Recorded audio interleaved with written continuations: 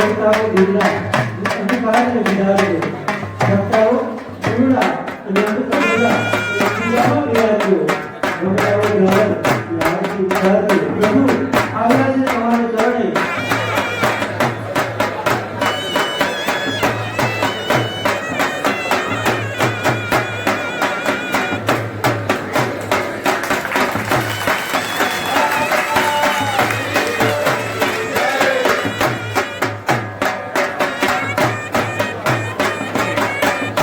જેની મોટા હોય એ સૌથી કામ આવે એ પૂછે કે હૃદયનું હાથ આજે હૃદયમાં તમારા શું છે એવા આપણા મોદી ભગવાન જો વંચિત થયા છે ત્યારે સૌ કલાકે એવા મહેમાનો એ લોકો હતા આપણે ઉપસ્થિત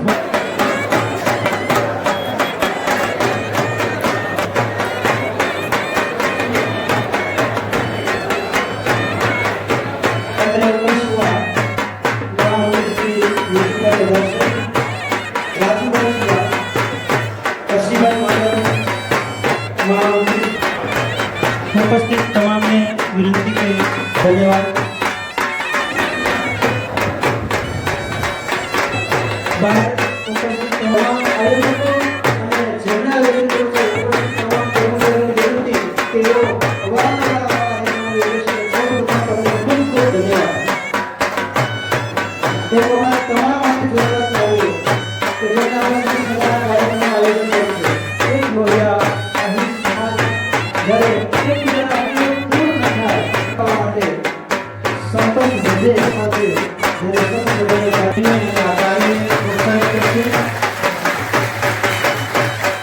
આ સન્માન અન્ય લોકોને પણ પ્રેરણા છે. ત્યાર પછી હું જીકે ભાગવતા સાહેબભાઈ ભાગવતાની વિનંતી કરીશ કે એમને સન્માન અને સરકાર ભૂમિકાભાઈ મારે વિનંતી કરી જાગૃતિને મંગળભાઈ મારે તેઓ હમણાં શિક્ષક તરીકે નિયુક્ત માટે એમને વિનંતી કે ઉપસ્થિત હશે. બંને કંપનીઓ છે હમીરભાઈ ચંદુભાઈ નિર્ભા વિદ્યાર્થી અધ્યક્ષ ભારતીય મજૂર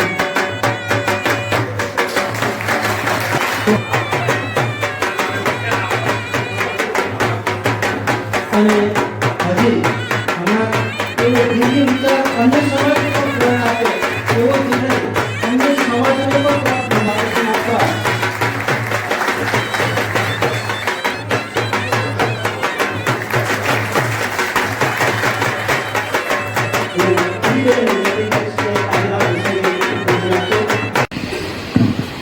બધાને મારા જય દ્વારકાધીશ. નબળા નબળા થોડી વાતો કરાયા, બે હાથ ઊંચા કરીને આપણે દ્વારકાધીશ ની જય બોલાવવી પડે. બોલો દ્વારકાધીશ કી. કાળિયા ઠાકર ને દ્વારકામાં ખબર પડે કે આ હીરો ભેગા થયા છે. એને એક લોહિયાનું નામ ન્યાથી મળ્યું છે આ માતાઓને કારણે. બધાને જોડવાનું કામ આમણે કર્યું, તોડવાનું કામ આપણે કરતા હતા.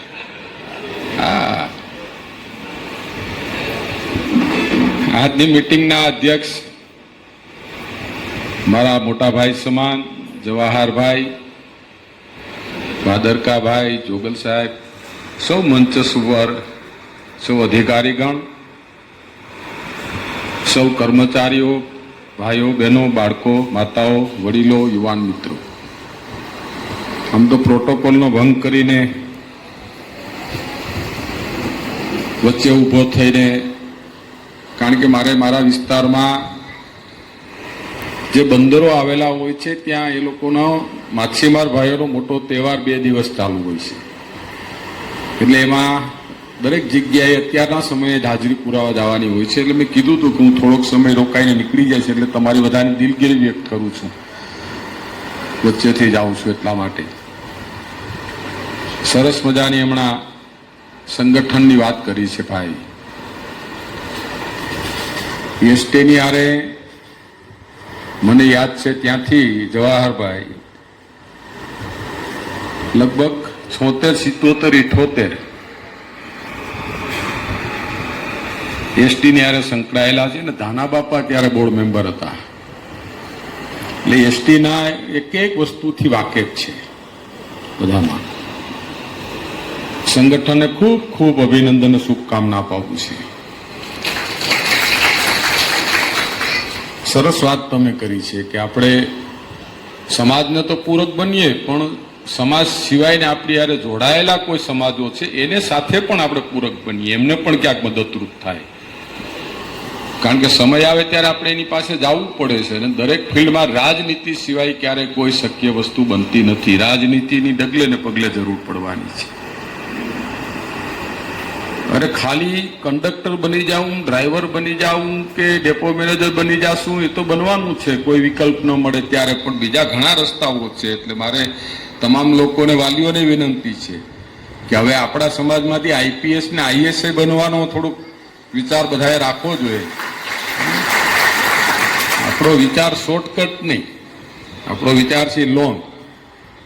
દ્રષ્ટિ તો લાંબી હોવી જોઈએ અને આઈપીએસ આઈએસ સુધીની દ્રષ્ટિ હોવી જાય. આ હીરોમાં બધી ક્ષમતાઓ છે. આ હીરો ધારે તો કરી શકે, જે ધારે એ કાર્ય કરી શકે છે. આપણે દાખલાઓ છે, અસંખ્ય દાખલાઓ છે આપણા સમાજના. અને પૈસાથી ક્યારેય કોઈ કાર્ય અટકતું નથી. કામ કરનાર વ્યક્તિઓ કોણ છે, કાર્ય કોણ કરે છે એના ઉપર ડિપેન્ડ છે. એટલે અત્યારે સમાજમાં ઘટે છે તો કાર્ય કરવાવાળા લોકો ઘટે છે, કામ કરનારા લોકો ઘટે છે એક એક જગ્યાએ. એટલે પૈસાથી ક્યારે અટકતું નથી. અને પૈસાથી ક્યારેક અટકે તો અમે બે ભાઈઓ અહીંયા બેઠા છે, યાદ કરજો ને.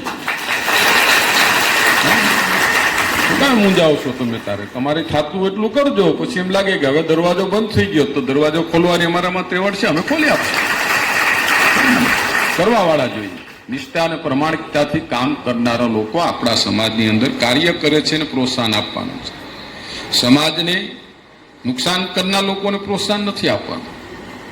હમણાં અમે બેઠા હતા ત્યારે વાતો કરી કે અમે ચૂંટણીની અંદર આ કરીએ, ચૂંટણીની અંદર આ કરીએ, અને કરવું જોઈએ. બધાને અભિમાન હોય જ છે, પણ દરેક વાતમાં નહીં નીકળી પડવાનું.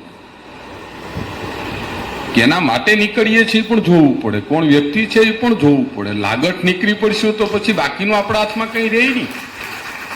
કારણ કે એકલા થઈ કઈ આપણે તાલી પાડીએ કે એમ નથી હો રાજનીતિમાં. એ પણ તમને કહી દઉં, કારણ કે એમાં બીજાને પણ જોઈએ. એટલે દર વખતે આપણી પ્રક્રિયા કરવા નીકળી જાય તો એનાથી લાંબે ગાળે બહુ નુકસાન થતું હોય. એટલે એ વસ્તુને પણ ધ્યાનમાં રાખીને હાલવાની છે.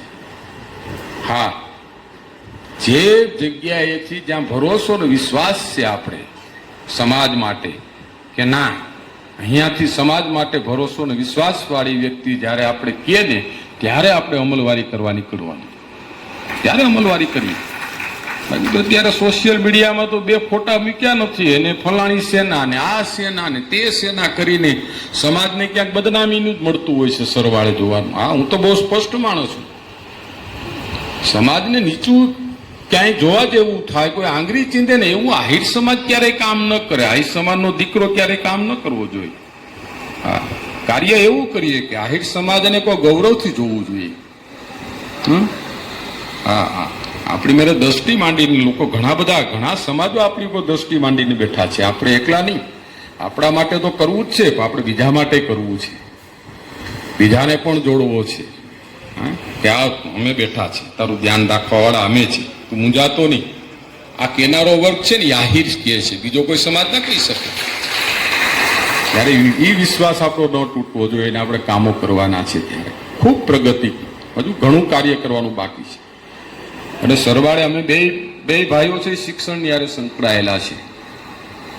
થલજી બાપાનો પરિવાર ને ધાના બાપાનો પરિવાર વર્ષોથી શિક્ષણની સાથે સંકળાયેલા, અને શિક્ષણ માટે જે કરવું ઘટે કરવું જોઈએ. એટલે હું આ બધાને વિનંતી કરું છું કે બાળકોને ભણાવજો, દીકરીઓને ભણાવજો. અમદાવાદની અંદર આવનારા સમયમાં એક દીકરીઓની સંસ્થા તૈયાર થઈ જાય છે. 13 માળ સુધીનું બાંધકામ થઈ ગયું છે. 1200 થી 1300 દીકરીઓ ત્યાં રહીને મેટ્રો સિટીમાં આપણી દીકરીઓ ભણી શકશે. અને મેં અપેક્ષા રાખી છે કે એ દીકરીઓ જે ભણે એમાંથી આઈપીએસ ને આઈએસ સુધી દીકરીઓ, આહિરની દીકરીઓ પહોંચવી જોઈએ આવનારા સમયમાં. એવું પ્લાનિંગ ત્યાં કરવાના છે. અરે એવા કાર્યો થતા હોય ત્યારે આપણે સમાજ એમ ખાલી જઈને કહે ને કે અમે બેઠા છે, સમાજ તમારા ભેગો છે, ક્યાંય મુશ્કેલી પડે તો અમને કહેજો, એટલે કોઈ પણ કાર્ય છે આપણે સફળતાપૂર્વક પાર પાડી શકતા હોઈએ છીએ. એટલે બાકી તો જે કંઈ વાતો કરવાની છે એ અમારા મોટા ભાઈ સમાન અહીંયા બેઠા, અમારે ઘણા કહે અમને, મારે તો આમ તો અમે બે ભાઈઓ મળીએ એટલે મારો ફાયદો થાય, મારે નુકસાન ન થાય. આ જોઠાથી ગાડી લઈને આવ્યો તો વધીને કેટલાનું ડીઝલ ભરે તો કે 500 રૂપિયાનું. યશોદ સુધી આવ્યો તો કદાચ ગાડી લઈને 500 રૂપિયાનું ડીઝલ ભરે ને, તો અમે બે ભાઈઓ ભેગા થાય એટલે મને 1000 રૂપિયા મળે. એ અમારો વ્યવહાર છે, તૈયાર જ રાખ્યા હતા. હા, મુશ્કેલી ક્યાં થતી? તો અમે બે ભાઈઓ ધારાસભામાં ભેગા. અહીંયા તો વિધાનસભા હાલતું હોય તો 1 મહિનો દિવસ હાલે, બજેટ સેશન રોજ ભેગા થાય. અમારો વ્યવહાર 24 કલાકે પાછો દેવાનો છે, એટલે ત્યાં મારે રોજના 500 રૂપિયા મળતા. સરકાર અમને બે ભાઈઓને 200 આપે અને 500 એટલે મારે 700 રૂપિયા મળતા અહીંયા. પણ એ એક વ્યવહાર છે મારા બે ભાઈનો. અરે એ બાપાના વખતથી, એટલે ઘણા પૂછે મને કે શું છે, કોઈ તમને નહીં સમજાય. એટલે આમાં ઘણી વખત ઘણી વસ્તુ જાણે બધાને સમજાવવાની જરૂર નથી હો. હા, આપણે કયો તો ખરા શું હતું, પણ ના કહેવાય બધાને. અમુક વસ્તુ ના કહેવાય, ખબર ક્યારે પડે, છેલ્લે પડે. હા, ત્યારે સમજાઈ જવું જોઈએ. એટલે સમજદારીપૂર્વક આવનારા સમયમાં પણ આપણે બધા સાથે રહીએ, સારા કામો સમાજ માટે કરીએ, શિક્ષણનો વ્યાપ વધારીએ, દીકરા દીકરીઓને ભણાવીએ અને સારું શિક્ષણ પ્રાપ્ત કરે એના માટે સૌ કોઈ પ્રયત્ન કરો. સંગઠનને, કર્મચારીઓને, કર્મચારી મંડળના હોદ્દેદારોને ખૂબ ખૂબ શુભકામનાઓ આપું છું, અભિનંદન આપું છું કે સરસ રીતે તમે તમારું સંગઠનને આગળ વધારો અને જ્યારે પણ સમાજને જરૂર પડે ત્યાં એની અંદર પણ સહભાગી બનો. એટલે વિનંતી સાથે તમારો બધાનો ખૂબ ખૂબ આભાર. જય દ્વારકાધીશ. અને પૂર્વજોને પૌરાણ સ્થળે એવા કાર્યો કર્યા છે એવા આજના કાર્યક્રમના અધ્યક્ષ શ્રી માનની જવાહરભાઈ ચાવડાને વિનંતી કરું કે આજના પ્રસંગે તમે હર હંમેશ આ સંગઠન સાથે જ હોય છે, હું એનો સાક્ષી છું. તો આજે આપના વક્તવ્ય સાંભળવા માટે આટલી બોડી સંખ્યા, માત્ર 15-20 ગેરહાજર હોય તો ઘણા, બાકી આટલા કોઈ પણ સંગઠનમાં આટલી સંખ્યા હોતી જ નથી. માત્ર 40% હોય, 50% હોય, પણ આટલી બોડી સંખ્યા બદલ તમને પણ ખૂબ ખૂબ ધન્યવાદ અને જવાહરભાઈની હાજરીને પણ ખૂબ ખૂબ ધન્યવાદ. અને દર વખતે હાજરી આવી આપતા રહે એવી શુભેચ્છા સાથે ફરી આપું છું માઇક જવાહરભાઈ ચાવડાને. મારી બાજુમાં બેઠેલા તમારા પ્રમુખ વલ્લભભાઈ, તો બંને આગેવાનો વારાફરતી જોગલભાઈ, ચંદુભાઈ બોલી ગયા. મંચ પર ઉપસ્થિત આગેવાનો, ST state transport corporation, GSRTC એવું નામ આપું છે ને, હા, સારું એટલું યાદ રહી ગયું છે. બેઠેલા તમામ ભાઈઓ, બહેનો અને દીકરીઓને મારા જય શ્રી કૃષ્ણ. હું એ બેઠો યાદ કરતો હતો ક્યારે પેલી મીટિંગ હતી એમ. મને 2014 કેમ મગજમાં આવે છે, 2014ની પેલી મીટિંગ હતી એવું મારા મગજમાં છે કઈ.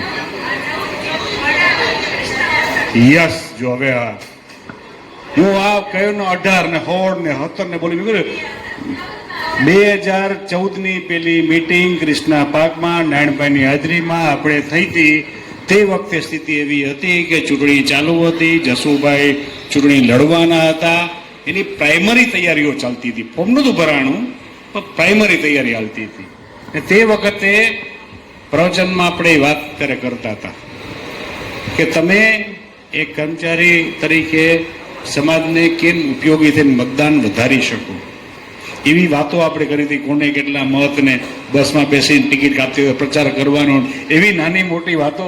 એટલે હું યાદ કરતો હતો. હું 2014નો તો 11 વર્ષ થયા તમામ, એટલે મને યાદ રહી ગયું છે. તો 2014 થી આપણો વ્યવહાર ચાલુ થયો. 486 હું વલ્લભભાઈ પાસે અમુક આંકડા લેતો હતો, બેઠો જાણતો હતો. એટલે મને કીધું કે મેં 200 રૂપિયા કીધું તું આપો તો બધાય સારું, આમ તો પ્રસંગમાં ભેગા થાય છે. પણ 200 ને બદલે કોઈ 500 આપ્યા, કોઈ 1000 આપ્યા છે. એટલે મારી ગણતરી કરતા પૈસાનો ફાળો મોટો થઈ ગયો છે. તો તમારી ઉદારતા ઉપર તમને હું બધાને અભિનંદન આપું છું. બાકી તો જ્યાં જાઉં ત્યાં કહું ત્યાં એનાથી ઓછું જ આપે છે. કે તમારો જે ભાવ છે એ ભાવ જોઈને મને ખરેખર આનંદ થયો. સમાજને ક્યાંક ઉપયોગી થવું, કારણ કે આપણી ઓળખ સમાજને કારણે, તમારી કે મારી ઓળખ સમાજને કારણે છે. આપણી દીકરી ક્યાં કંડક્ટર અંદર હોય અને કોઈક વાયડા કહીને પૂછે અટક હું, એટલે તમે કહો ભાઈ ઝાલા કે બોરખતરિયા કે ચાવડા, તો આમ એ કચકાઈ જાય આમ, બરાબર ને? દીકરી હોય કે આપણો ભાઈ હોય, સામેવાળો માણસ અચકાઈ જાય કે હવે આપણે આગળ પ્રવૃત્તિ કંઈ કરવી નથી, વાયડા નથી કરવી, માથાઉટ નથી કરવી. આપણે જે અધિકાર મેળવ્યો છે તે અધિકારને તમને કાંઈક પાછું આપવું જોઈએ. ટૂંકમાં સમાજે તમને જે નામ આપ્યું છે, જે આબરૂ આપી છે, જે કક્ષા આપી છે, તે કક્ષાને પાછું તમે તમારી રીતે આપવું જોઈએ. કે જે ભાઈ વાત કરતા હતા મને બહુ ગમી કે સમાજને પાછું ઉપયોગી કેમ થવું. જેમાં એને વાત કરી નવી ભરતી જ્યારે આવે એ ભરતીમાં ઉપયોગી કેમ થવું. તમને અનુભવ છે ને, આપણી એ ખબર છે કે આપણી લાયકાત હોય તો આપણે કોઈ નોકરી રોકી પણ નથી શકતો, બરાબર ને? આપણી યોગ્ય તૈયારી હોય, આપણી આવડત હોય તો નોકરી આપણે મળે છે. તકલીફ કોને છે? કે જેને મૂળ ચોરી કરીને પાસ થવું છે. હું ઘણી જગ્યાએ કહું છું કે 10મીમાં છોકરો કે 12મીમાં છોકરો આવે ને ઘણી વાર બાપો ચોરી કરાવવા જાય ને, તો હવે છોકરો એ શીખે ક્યાંથી? ચોરી કરતા નથી શીખતો. કારણ કે ઓળો માથે ઉભો હોય કે તું આ કર, તું આ કર, તું આ કર.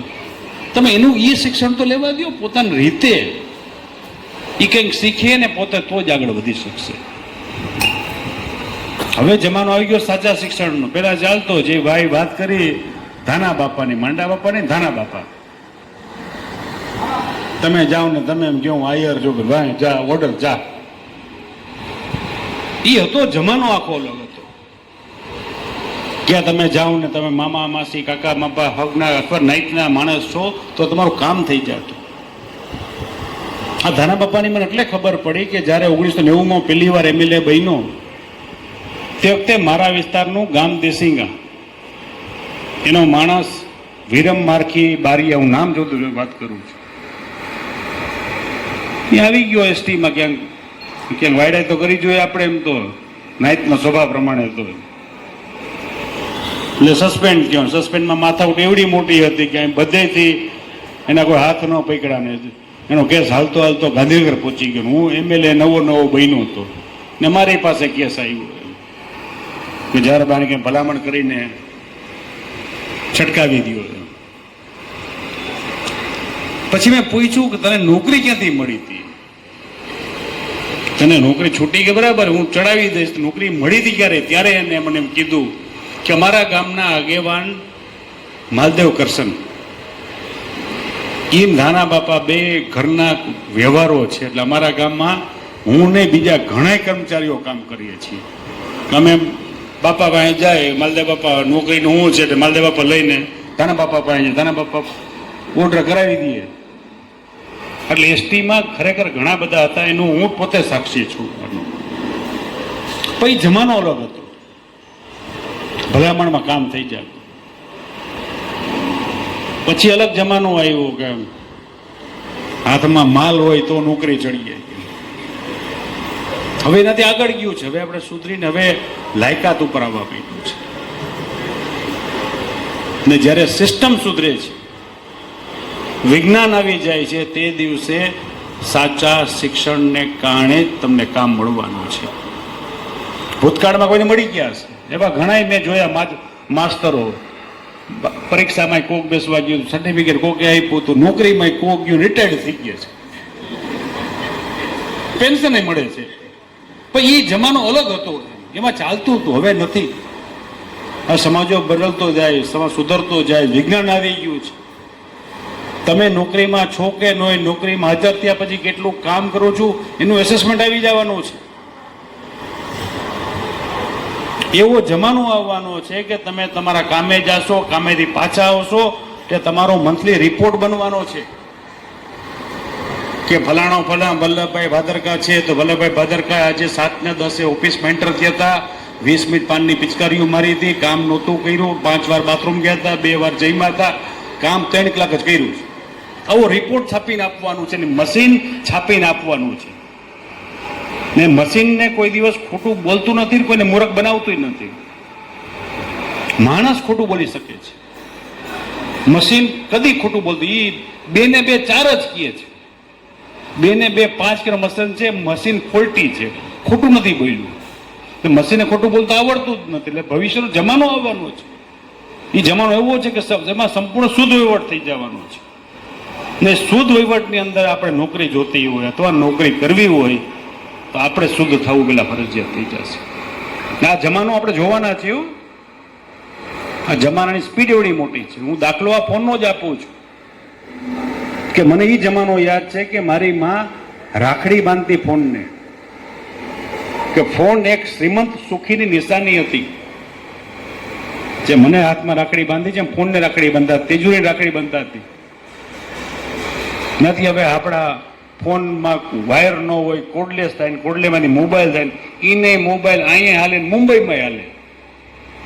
બાકી મને યાદ છે માણાદરથી જુનાગઢ ફોન લગાડો, ફોન લાગે ને માણા જઈને પાછો આવી જતો એસટીમાં, તો ફોન લાગ્યો ન હોય. એ વખતે એસટી ઓછી હતી. મેં તમને ગઈકાલે જ યાદ કર્યા હતા. ગઈકાલે હળમતિયા ગયો હતો હું ને ત્યાં હું હાલતો બસ સ્ટેન્ડે બેઠો. બસ સ્ટેન્ડે બેઠા મેં ગામને વાત કરી હતી. મેં કહું હરિયાસણની એક બસ હાલતી જુનાગઢથી હરિયાસણ, અને એ હળમતિયા ઊભી રહેતી, હરિયાસણ નેટોલ કરતી, પછી સવારે પાછી આવતી. એક જ બસને કારણ હાલતો. એ વખત મેં વાત કરી, મેં કીધું એ વખત જમાનો એક બસ હાલતી ને આખું ગામ એ બસ ઉપર જીવતું. બસ ગઈ એટલે બીજા દિનો જ વાતો આવે, પછી એ દિવસે કાંઈ ન હોય. તો હવે શિક્ષણની સાથે આપણી આર્થિક સદ્ધરતા વધી ગઈ છે. માલ ઘણો થઈ ગયો, હવે કંઈ ઘટતું નથી આપણને. હું એટલે કહું, મેં જોયું છે. મેં ચૂંટણીમાં પેલી લડ્યો હતો ને ત્યારે રિક્ષાઓ મને મોકલવી પડતી હતી. હવે 4 વ્હીલ માટે પાર્કિંગ જગ્યા મારી પાસે નથી ગયો. આ સદ્ધરતા આપણી હોય તો જ શક્ય છે ને. ટૂંકમાં આપણી પાસે પૈસા થઈ ગયા છે, પણ એ પૈસા સમાજને ક્યાંક પાછા આપવા જોઈએ એ વિચાર ક્યાંક આપણે આવો ફરજિયાત છે. તમે તમારા 100-200 રૂપિયા આપીને ફાળો કરીને પ્રસંગ કરી લીધો, એનાથી તમારું કામ પૂરું નથી થતું. એનાથી આગળ જઈને તમને હું કહું છું કે મહિને ફક્ત 100 રૂપિયા કહું, વધારે કહેતોય નથી, મહિને 100 રૂપિયા. તમે 486 માણસ છો એટલે 500 ગણીએ બરાબર. મહિને કેટલા થયા? 50,000 થાય. રોજના 3 રૂપિયા કાઢવાના આવે, મહિને 50,000 થાય. આટલા છો એટલે વર્ષે 6 લાખ થશે. તમારું સંગઠન લાખ રૂપિયા વાપરી શકશે. 5 લાખ બચશે. એમાં નિર્ણય આપણો ફિક્સ કરી દેવાનો. દરેક ડેપો જ્યાં છે તે ડેપોના વિસ્તારમાં 50,000નું દાન તમારું કર્મચારી મંડળ આપે એક ગામમાં. એ બાના હેઠળ તમે ગામનો વ્યવહાર બનતા છે. બંધાણા પણ તમે કહી શકશો કે હું તમારા ગામને 50,000 રૂપિયા એટલે આપી શક્યા છે કે હું શિક્ષિત થઈને કામે લાગ્યો હતો. આ વાત તમારા 50,000ની વાત એવી બનશે કે ગામમાં બીજા 5 માણસો બહાર નીકળશે ને જેને કારણે આપણો સમાજ કાલનો શિક્ષિત થઈ શકશે. તમે ગમશે ને? એમ તો પૈસા કાઢવાનું કંઈ ગમતું નથી. આ પણ 100 રૂપિયા હું માનું કઈ અઘરા નથી. દર મહિને વર્ષે 1200 આપવા છે એ વાત કરતા જ નહીં. તમે પછી કાઢતા જ નથી. 500 નોટ છે ને કાઢવી અઘરી છે. મેં જોયું છે માણસો ખીચામાં હાથ નાખે જુએ, આમાં છૂટા પેલા કાઢે. બાયું બેનો હસવા જ માંડી. હા, પેલા 10 કાઢે, 15 છૂટા ચવરચણ પેલા કાઢે, 10, 15, 20, 25, 50, 100 આપવા તો 20 ની 5 નોટ હોય તો પેલા કાઢી નાખે. એમ 500 નોટ છેલ્લે નીકળે છે. એટલે એ નોટ જોતી જ નથી, આપણે ઓલી બ્લુ કલરની નોટ જોઈ છે. એમાં ગુજરાતનો નિશાન છે ને, રાણી કી વાવનો મને જે ફોટો છે એમાં એ સોની નોટ તમે કાઢો અને કાઢીને તમને જ આપવાની છે પાછી. ને બરાબર નક્કી એક ડેપોમાં એક 50,000નું દાન સમાજને. ભાઈ એક યાદ રાખજો, જે સમાજમાં આપો એ જમીન કાયદેસરની હોવી જોઈએ, એટલે પાડે એવામાં નહીં આપવા જતા. એવો નિયમ મારો છે, હું આપું છું દરેક ગામને. હું કહી દઉં દસ્તાવેજ થયેલો છે, જમીન તમારા નામે છે, ટ્રસ્ટમાં જમીન ચડી ગઈ તો જ 50,000, 5 લાખ આપું છું. એમ તમે નિર્ણય બનાવજો કે આપણે દર તાલુકા વિસ્તારમાં આટલા પૂરતો છે. ને નવે આ ડેપોમાં આપણા છે જ ગામડા. હું માનું તમે જે કીધા તે પ્રમાણે આપણા જેતપુરમાં કદાચ ઓછા હશે, હું માનું છું ઓછા હશે એમ. બાકી ઉપલેટા ધોરાજીમાં ઓછા છે. એમ તો ઉપલેટામાં વ્યાજબી છે, માણાદરમાં છે, બાટવામાં વ્યાજબી છે. જ્યાં ઓછા એને ઓછા કરજો, પણ તમે તમારી રીતે ગોઠવી લો, જેના કારણે સમાજને તમે કંઈક પાછું આપ્યું. મેં કીધું ને સમાજે તમે જે નામ આપ્યું, ઓળખ આપી, તે ઓળખનું રિટર્ન આપણે આપવું છે. તે ક્યાંક તમારી સિસ્ટમમાં ગોઠવી લેજો પાછા આપવાની પદ્ધતિ. હું તો આપું છું, હજી આપતો રહેશે, એમાં તમને ઘટે તોય આપીશ, એમાં કંઈ મને વાંધો નથી કાંઈ. પણ આ સ્વભાવ જ્ઞાતિનો કરવો છે. ગઈકાલે હું માણોદરના નાનડિયા ગામ એના વાસમાં બેઠો હતો. વાસમાં બેઠા બેઠા મેં ત્યાં દલિતોને વાત સમજાવી ત્યાં આ 100 રૂપિયાની વાત. એને તો માણસની ફોનની વાત મેં કરી હતી. મેં કહું તમારા દીકરાને શિક્ષણ આપવું જરૂરી છે. તમે તમારા દીકરાને 100 રૂપિયા આપીને કેવલ ડાયરામાં ઉડાડી આવો તો દીકરો 10,000ની નોટ ઉડાડી આવે છે. તો એ શિક્ષણ તમે એવું આપ્યું છે, તમારા દીકરાને પૈસા ઉડાડવાની તમે છૂટ આપો છો. એના બદલે તમે એને એ શિક્ષણ આપો કે હું તને રોજના 10 રૂપિયા તને ગોપાલના પડીકા લેવાના આપું છું, ઓલા ફૂકણા લેવડા આપું છું. એક ઘરે મિનિમમ એક બાળકને તમે 30 રૂપિયા કોઈ આપો છો. એની મા આપે, એનો બાપ આપે, એની દાદી આપે, એનો દાદો આપે, એનો નાની આપે, નાનો આપે, કાકો બાપો, મિનિમમ 30 રૂપિયા. સૌથી ગરીબ ઘરની વાત કરું છું. 30 રૂપિયા બાળકને રોજના મળે છે. આ ખોટા વાપરવાના. હું તો 1 રૂપિયો વાપરીને મોટો થયો હતો અઠવાડિયામાં. આ રોજના 30ની વાત છે. એમાં બાળકને જો શિક્ષણ તમે આપી શકો કે બેટા હું તને રોજના 30 રૂપિયા આપું છું, એમાંથી 3 રૂપિયા તો બચાવો. 3 દીનું એક ગોપાલ આપણે નથી ખાવું, પડીકાનું 10 રૂપિયા નોખા રાખ.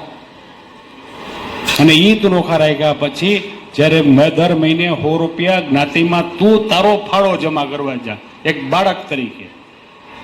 ને બાળક જો એ દિવસથી દાન શીખી જવાય છે તો ભવિષ્યમાં આપણા સમાજને 20 વર્ષ પછી કદી દાન લેવા ક્યાંય જવું નહીં પડે.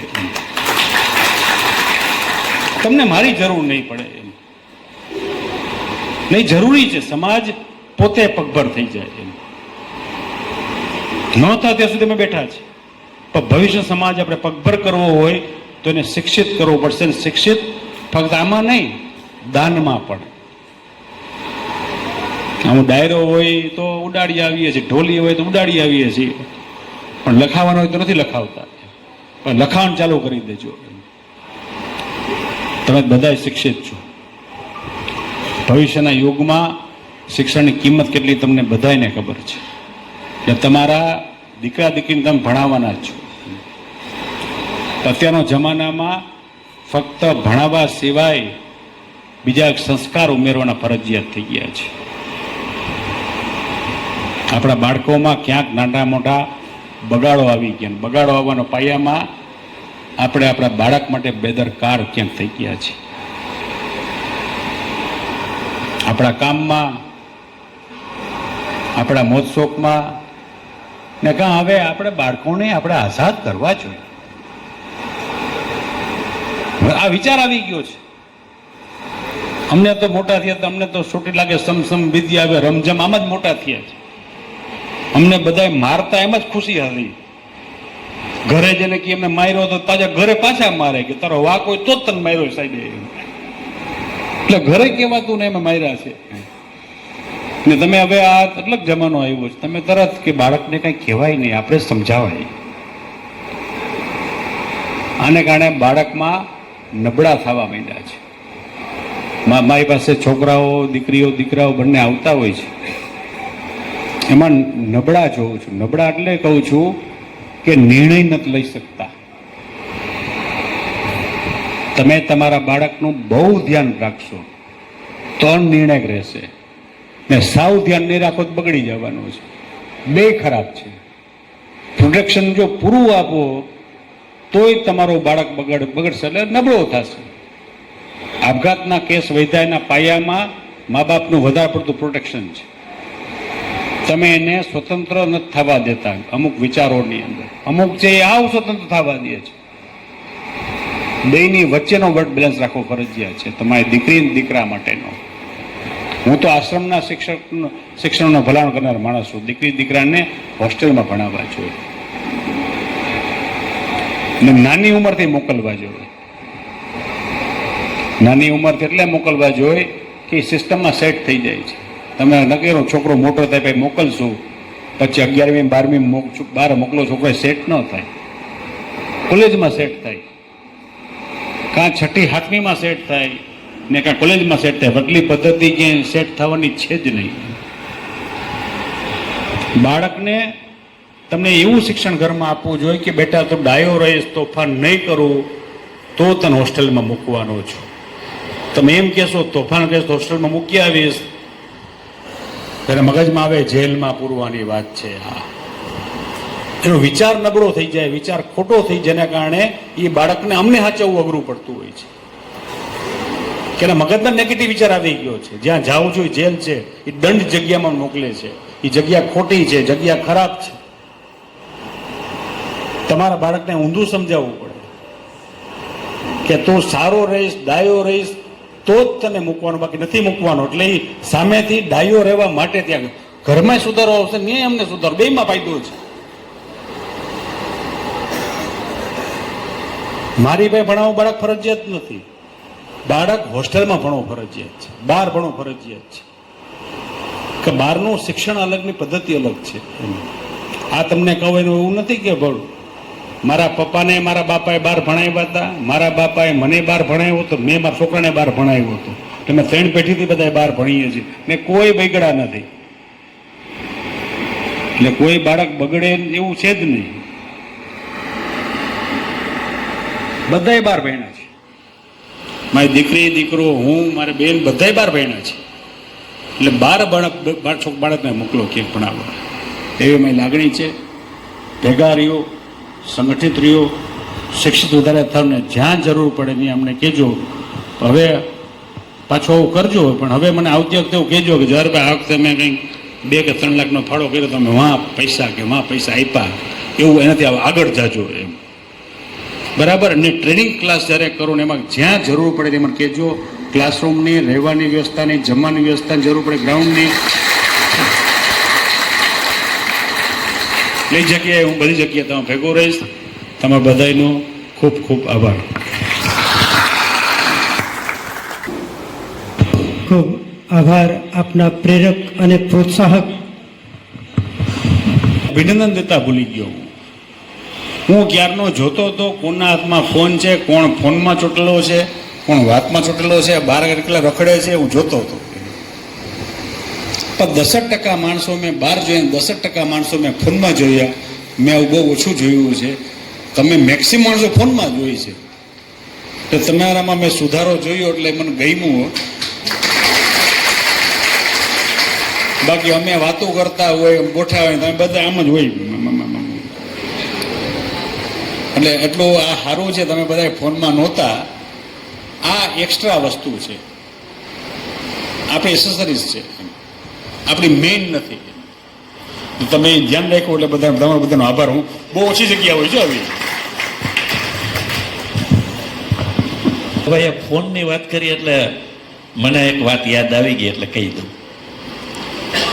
એક મોટામાં મોટું દૂષણ છે અથવા તો અણસમજણ છે મારી દ્રષ્ટિએ, કે કોઈ પણ ગ્રુપ હોય એ ગ્રુપની અંદર એક જણો લખે કે ચંદુભાઈનો જન્મદિવસ એટલે બધાય સીધા અભિનંદન ગ્રુપમાં, અથવા તો ક્યાંય કોઈક મૃત્યુ થઈ ગયું ને એક જણો ગ્રુપમાં એટલા માટે એક જણો મૂકે કે બધાને ધ્યાનમાં આવે, જાણ થાય કે આ પરિવારમાં દુઃખદ અવસાન બન્યું છે, પ્રસંગ છે કે જે કંઈ, એટલે વાહે ઓમ શાંતિ લખી દો એટલે હું ત્યાં બધાને શાંતિ થઈ જાય. તમારી લાગણી છે, આપણે છે કે દિલાસો દેવો જ જોઈએ. તો મારી એવી વિનંતી છે કે ગ્રુપમાં કમસે કમ આવું ના જ કરીએ, આગ્રહ સાથે કહું છું. જો તમારે કોઈને જન્મદિવસના અભિનંદન આપવા હોય તો તમે અટાણે હાવ મફત થઈ ગયું હોય, પહેલાં તો એને વ્યક્તિગત એક વખત વરસમાં વાત કરો, ફોનથી કયો કે ભાઈ આ તારો જન્મદિવસ છે ને, તને ખૂબ ખૂબ અભિનંદન. ક્યાંય એવા મૃત્યુ થયું છે તો તમે પહેલાં રૂબરૂ જવાનું રાખો, નથી જઈ શકતા તો ફોન કરવાનો આગ્રહ રાખો. આ બેમાંથી એકેય ન કહી શકે તો બધાય પાસે એના પર્સનલ નંબર છે, એમાં મૂકી દો મહેરબાની કરી. અને કોઈ પણ ગ્રુપમાં વાહે એકે મૂક્યું એટલે બીજાએ મૂક્યું એટલે ત્રીજે, એક વ્યક્તિ પહેલા મૂકે. એ એટલા માટે મૂકે કે બધાને ધ્યાનમાં આવે છે કે ભાઈ આજે વલ્લભભાઈ ભાદરકાનો જન્મદિવસ છે, કોઈને ખબર ન હોય તો હું મૂકી દઉં. પછી બધાને વલ્લભભાઈને જો કહેવા જ હોય અભિનંદન તો કયો, ન કહેવાય તો ગ્રુપમાં નાખ્યું, કાંઈ જ નાખ્યો. તમે કહેવા હોય તો એને વ્યક્તિગત કયો, ફોન કરો અથવા તો વ્યક્તિગત એના ગ્રુપમાં મૂકો. એવું આજથી આપણે કમસે કમ સંકલ્પ કરીએ એટલે જવાહરભાઈને આવતી સભામાં એવું કહીએ કે અમે આ નક્કી કર્યું છે, એનો અમલ કર્યું.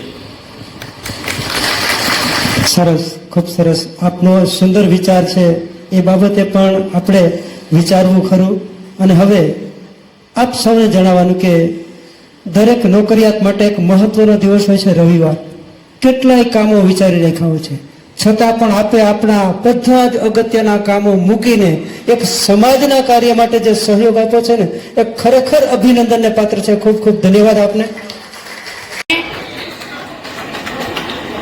છેલ્લા આજરોજ જે ભાદરકાભાઈના આમંત્રણને લીધે, આગ્રહને લીધે આજરોજ જે આયોજન કરતા છે, જેને આ વિચાર આવ્યો છે, છેલ્લે કીધું કે હમણાં જોગલ સાહેબે વાત કરી કે છેલ્લા 2015માં અને 2018માં બધા મળ્યા હતા, ત્યારે કદાચ હું આ મોકો ચૂકી ગઈ હશું.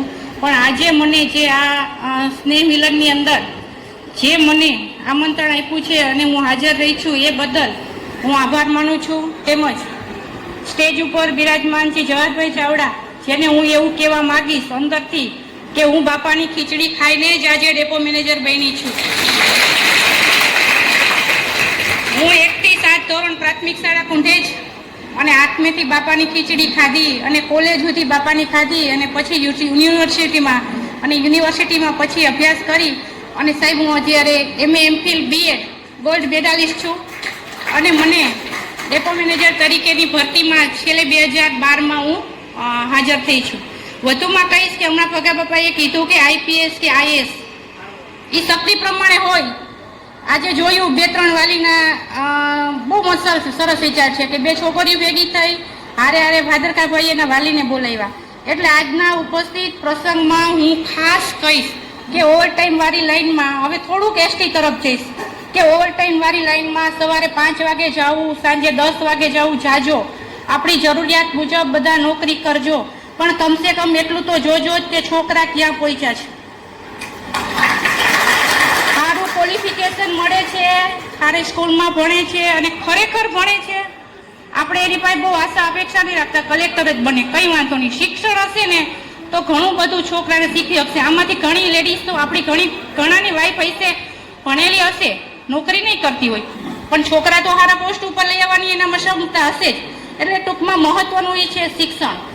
એટલે શિક્ષણમાં બધા વાલીઓને આજે સન્માન થયા છે. આપણને અંદરથી એવું ફિલિંગ થવું જોઈએ કે આજે આના છોકરા ભણ્યા છે, નાનભાઈ સ્ટેજ ઉપર આવ્યા છે, મારો છોકરો કાલ સ્ટેજ ઉપર આવે અને એની હું જોડે હું હાસ. એટલી આશા તમારી પાસે આજના કર્મચારીઓ પાસે હું રાખું છું. મને ખરેખર ખબર નહોતી કે મારે બોલવાનું છે, એટલે વધુ નહીં બોલું અને અભિનંદન, આભાર, ધન્યવાદ. મને હું તમને વાત કરું કે જ્યારે આપણે 2018ની અંદર કૃષ્ણા પાર્કમાં મળ્યા હતા ત્યારે એમની પછી ચૂંટણીઓ આવતી હતી. આપણે એટલા માટે કંઈ કર્યું નહોતું, આ તો યોગાનું યુગ હતું. પણ ચૂંટણી આવતી હોય તો આપણા સમાજના આપણા વડીલો આપણે જ્યારે એને ખોટે અવાજ કરતા હોય ત્યારે હાચે આવીને આપણી વચ્ચે ઊભી જતા હોય તો પછી એને આપણી જરૂર પડે ત્યારે કઈ એને અવાજ તો ન કરવો પડે. આપણે આ ખરીદીને આપણે એની અંદર આહવાન કર્યું હતું કે ભાઈ આપણે દિલથી આ આપણે આપણી રીતે કરવું જોઈએ અને સૌ કોઈ કર્યું છે અને કર્યું તો એમાં નવીન નથી, આપણે કરવું પણ જોઈએ.